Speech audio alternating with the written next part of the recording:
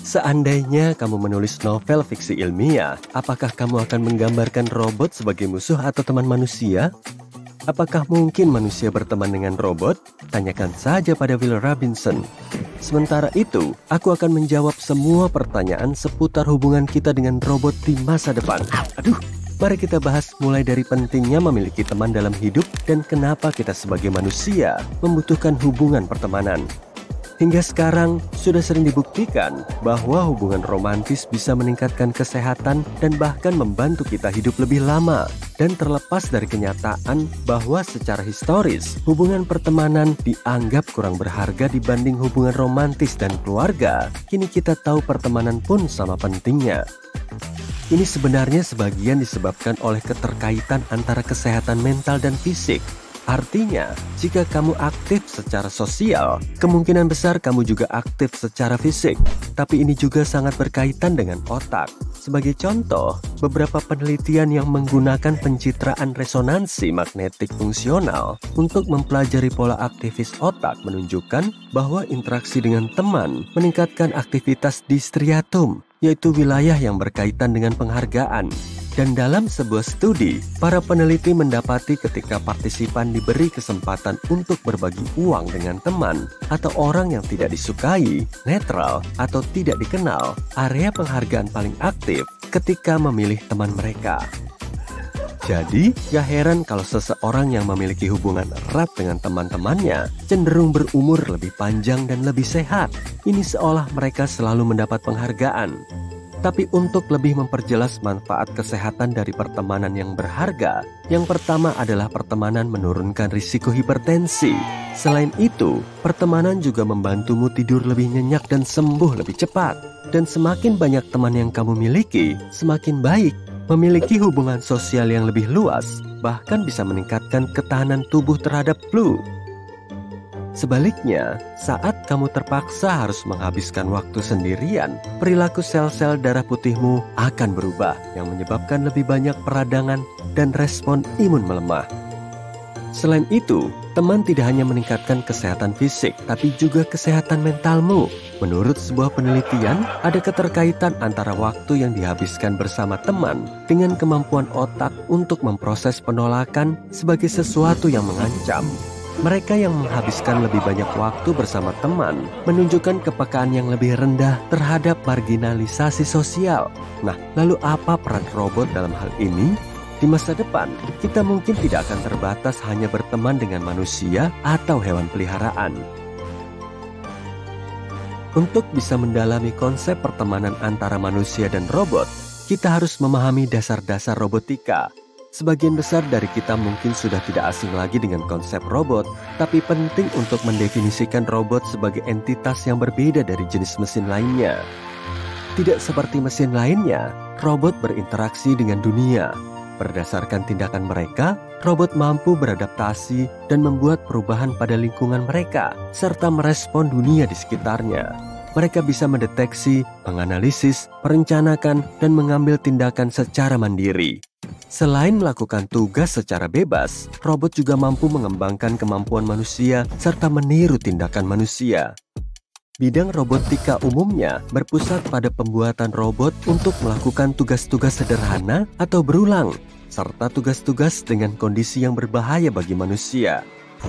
Namun, berkat perkembangan dalam pembelajaran mesin dan kecerdasan buatan, ada peningkatan yang signifikan dalam interaksi antara manusia dan robot. Beberapa laporan menyebutkan jumlah robot di seluruh dunia bisa mencapai 20 juta pada tahun 2030. Dan itu berarti kita akan semakin sering menjumpai robot dalam kehidupan sehari-hari. Oleh karena itu, kita semua harus berinteraksi dengan mereka melalui berbagai cara. Tapi sekali lagi, apakah semua ini berarti kita akan bisa menjalin pertemanan sejati dengan mereka? Dan jika bisa, apakah teman-teman robot kita akan meningkatkan kesehatan fisik dan mental kita seperti halnya teman-teman manusia kita? Apakah robot benar-benar bisa dijadikan teman? Saat ini, ada beberapa robot yang bisa melakukan hal-hal intelijen, seperti menyesuaikan cara mereka merespons seseorang dan mengelola diri sendiri tanpa campur tangan manusia secara langsung. Beberapa contohnya adalah lengan prostesis yang bisa mempelajari pemakainya dan menyesuaikan diri terhadap kebutuhannya. Ada juga robot terapi fisik yang melatih pasien untuk melakukan suatu gerakan dengan menganalisis kebutuhan masing-masing pasien dan memberinya bantuan yang tepat. Ada juga yang disebut para peneliti sebagai robot kawanan, alias sekelompok besar robot. Setelah menerima satu perintah, mereka bisa saling bekerja sama dan mengatur semua sendiri untuk menyelesaikan tugas tersebut. Hal ini membuat mereka cocok untuk tugas-tugas berbahaya seperti menjelajahi gedung yang runtuh. Alih-alih memberi perintah kepada masing-masing robot, kamu bisa mengirim tim ini dan mereka akan mengordinasikan sendiri seluruh misinya. Inilah yang dimaksud kemampuan otonomi dan kognisi. Jadi, karena robot bisa melakukan semua itu, jelas mereka bisa menjadi teman yang baik, bukan? Pertemanan bukanlah soal saling menguntungkan satu sama lain. Kita ambil contoh dari Aristoteles. Menurutnya, pertemanan sejati didasarkan pada niat baik, rasa hormat, dan nilai-nilai yang disepakati bersama. Oleh karena itu, pertemanan adalah tentang hubungan yang setara. Bisakah kita mencapai hal itu dengan robot? Sejauh ini, hubungan kita dengan robot adalah apa yang disebut Aristoteles sebagai hubungan inferior. Sekali lagi, meski mendapat keuntungan dari robot, kita berinteraksi dengan robot sebagaimana halnya dengan hewan peliharaan, barang, dan manusia. Akhir-akhir ini, banyak orang berterima kasih kepada ChatGPT karena sudah membantu mereka dengan berbagai hal. Sebagian orang yang mengurus etika robot percaya bahwa apa yang mereka lakukan, yaitu menjalin hubungan dengan robot, hanyalah membuang-buang energi emosional. Itu karena entitas ini hanya bisa menyimulasikan emosi, dan ini akan selalu kurang memuaskan dibanding menjalin ikatan antar manusia. Ya, aku sudah menamai robot penyedot debuku, tapi aku tidak menyesal. Dan aku tahu aku bukan satu-satunya.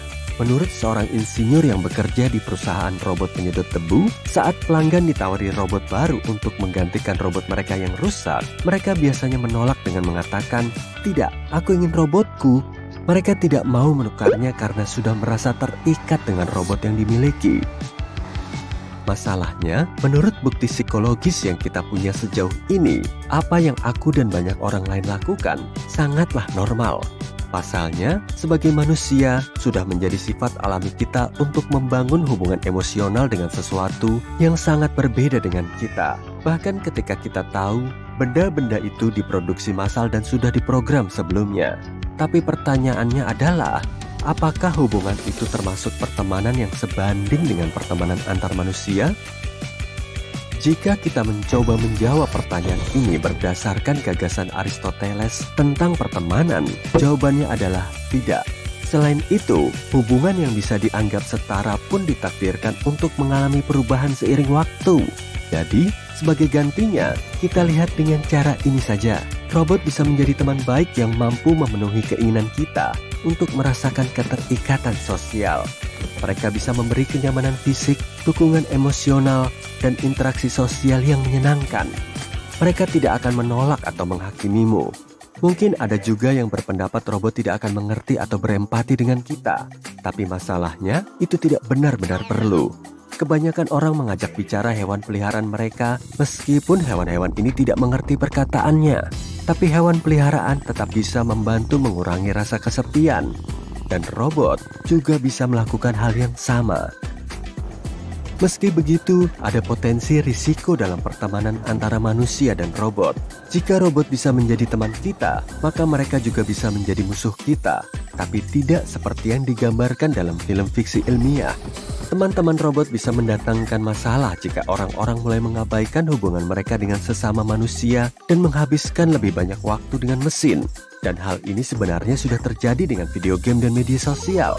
Tapi sekali lagi, kita semua bisa sepakat bahwa bukan robot yang harus disalahkan.